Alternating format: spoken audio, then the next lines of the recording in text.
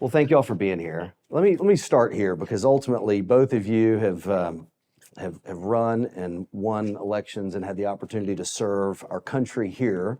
Ultimately, this town and its interest are a reflection of what people back home think. And both of you are in states that are neighbors to the state of Tennessee. So, Congressman, the first question's for you. Do you get the sense that, like 15 years ago when the Tea Party really brought this issue to the forefront, only I think in some ways to step away from it in more recent years, do people at a grassroots level in upstate South Carolina, which is a whole lot like Southeast Tennessee where I live, do people care? Is it on their radar? Is this a real issue to them? Absolutely. Look, 6 years ago when I ran for Congress, I talked about the debt being the #1 national security threat. I always quoted the chairman of the Joint Chiefs. 8 years earlier, Admiral Mike Mullen, he said that the #1 threat to our national security is Congress's inability to spend within its means. And keep in mind, I got elected to Congress when there was $21 trillion in debt. Fast forward 5 short years and we're at 34. I mean, these numbers are just insane. The newest statistic, which is the worst, is that every 100 days, we add $1 trillion to our debt. And we're running a multi-trillion-dollar deficit. Next year, we're going to spend over $1 trillion on our interest payment. All of these things, they're just so hard to think about. And, one, I appreciate that this is bipartisan and bicameral. Before we go on, my biggest concern is that we don't agree that this is a problem. And I started out on the budget committee. And I actually became friends with John Yarmouth. He's a golfer. We've gotten out there a couple times. He's beaten me a couple times. I've beaten him a couple times. But I'm going to read you something he said last year as the chairman of the United States House of Representatives Budget Committee. I'm sure that when the national debt reached $1 billion under Abraham Lincoln, there were people saying, wow, we're laying an incredible burden on our grandchildren. And when it reached $1 trillion under Ronald Reagan, I'm sure there were people saying the same thing. And when it gets to 50 trillion, as it probably will, next couple of decades, people will be saying the same thing. We've been accumulating debt for our entire history. This is important. And yet no one has ever been asked to pay for that debt, and no one ever will. He's the chairman of the United States House of Representatives Budget Committee. I love him. I mean, he's actually a friend. I respect him greatly. When he takes that position, we don't have an agreement that there's a problem. And I don't know how to, in a good faith manner, negotiate in a bipartisan fashion, because this is going to have to be bipartisan to fix it, when we don't agree on the problem set. So, I'm going to turn it to you. My people think this is a huge problem. Huge problem. #1 problem that our country's facing. I don't know how to elevate it to the point that we will actually do something about it before it's too late. And by the way, I think it's going to be too late in the next couple of years. About a year ago, our organization, I think we have copies of this document here tonight, we released a set of policy recommendations to gentlemen like you at the highest levels of government to say, why don't you consider these ideas that were assembled over the course of a couple years by business leaders across the country to deal with the issue.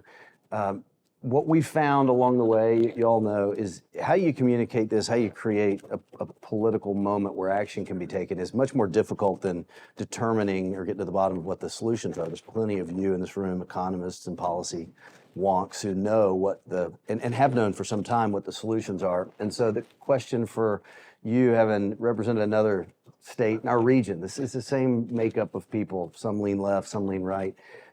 Do they have an appetite for what the solutions are given the predicament we're in?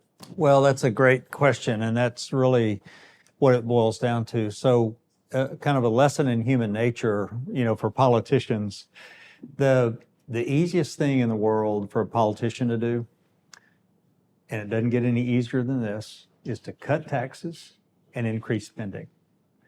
That's what they want to do. That's the path of least resistance. And, that way kind of everybody wins. But the truth is long-term, we all lose on that. And that's what's going on here. Of course, we've been running deficits for a long time in this country. There have been a few years where we got to zero or got into the black, but by and large, for a long time, we've been living beyond our means. And what happens is, as soon as you demonstrate some courage on this issue politically, there's always someone there to saw the limb off behind you, right? And it's a problem. And so that's really, to answer your question.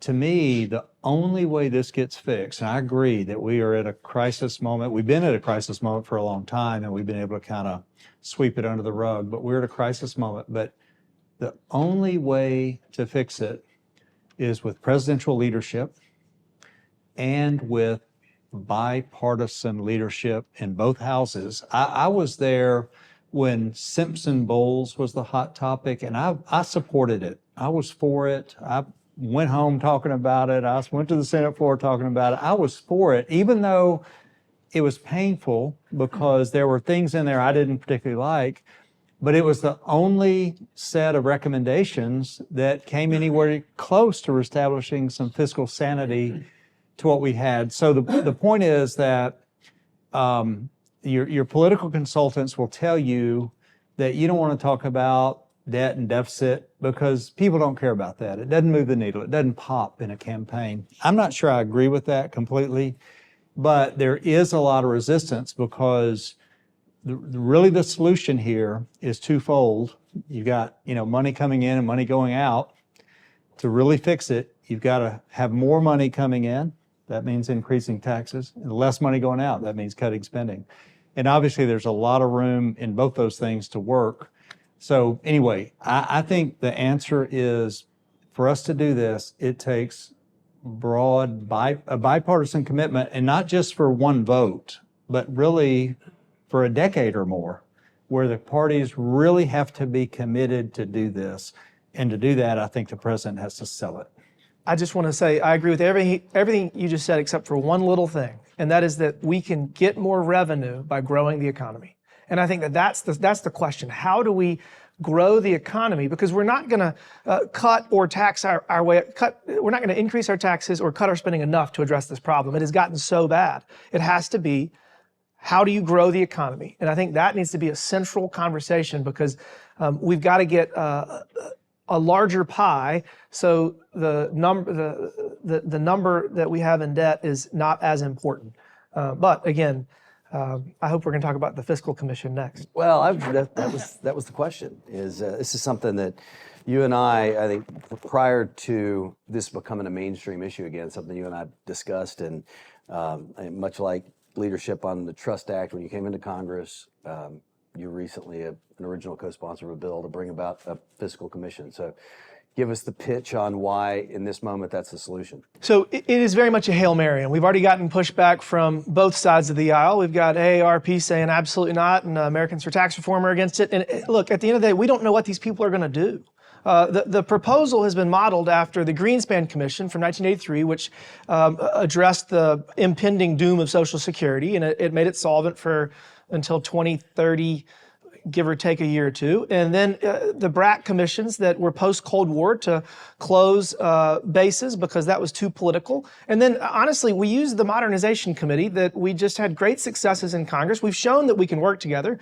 So we took those three experiences and we created what we considered to be, I'll call it a Hail Mary. And what it's going to do, the four corners, the House and the Senate leaders are going to put 3 members of Congress and 1 expert, so it'll be 16 people. And they go into a room and they come up with the solution. And then procedurally, it has to get a vote on the House floor. It cannot be amended. It then goes to the Senate, cannot be amended, and then goes to the president. So again, I don't know what they're going to do. So like the thing that bothers me about people that are saying it's bad is that I might vote against whatever they produce. I very well may. But we got to let them try, because Congress has clearly shown that we are incapable of doing it. And the commission model has time and again shown that it has the ability to succeed, especially with the procedural mechanisms in it that demand a vote. And that's the biggest thing. Simpson-Bowles did not have a triggering mechanism, so we fixed that.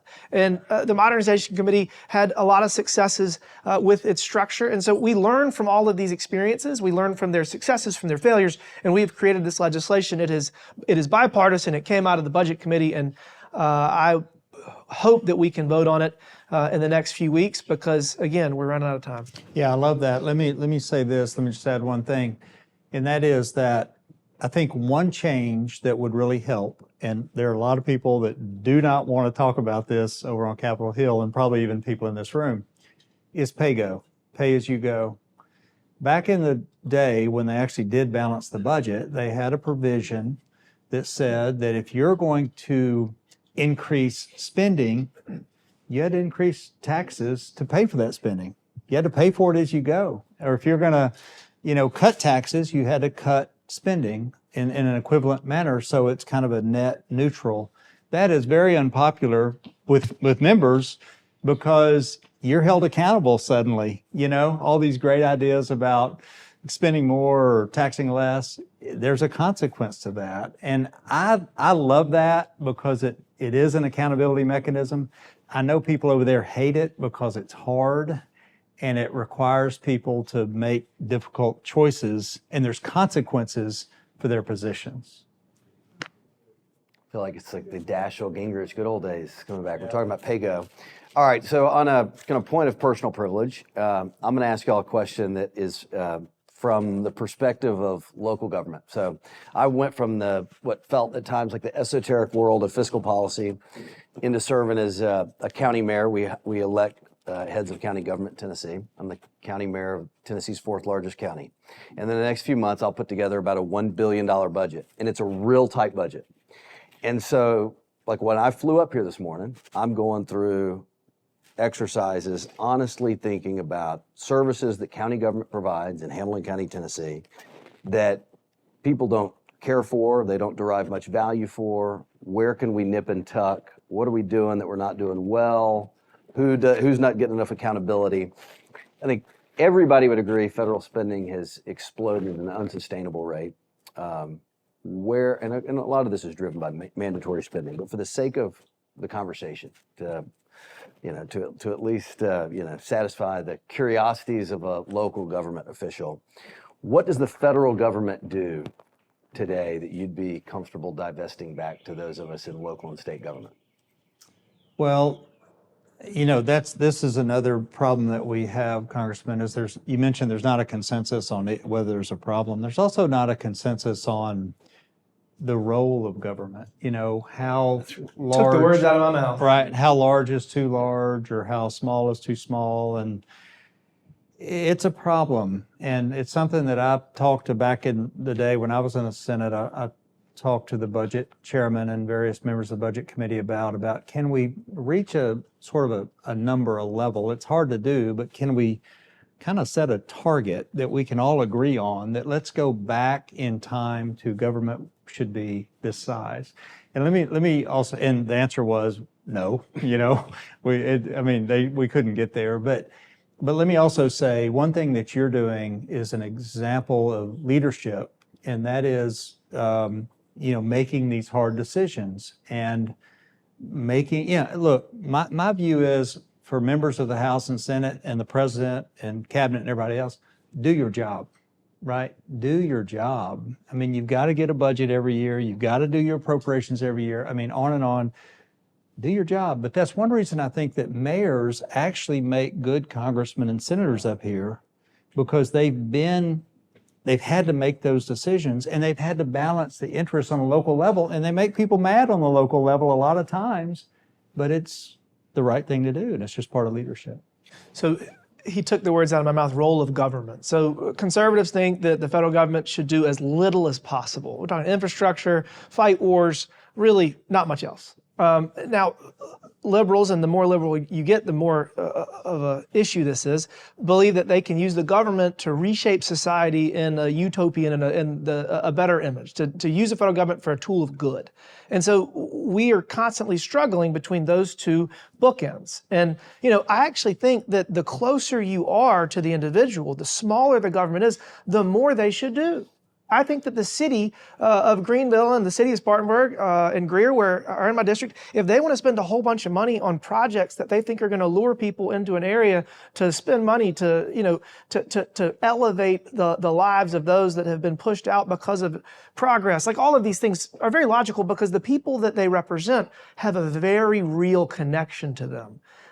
State level, I think a little more. If there's things that certain states want to do that other states don't, knock it out. But again, the federal government should do as little as possible. And I think this is the problem.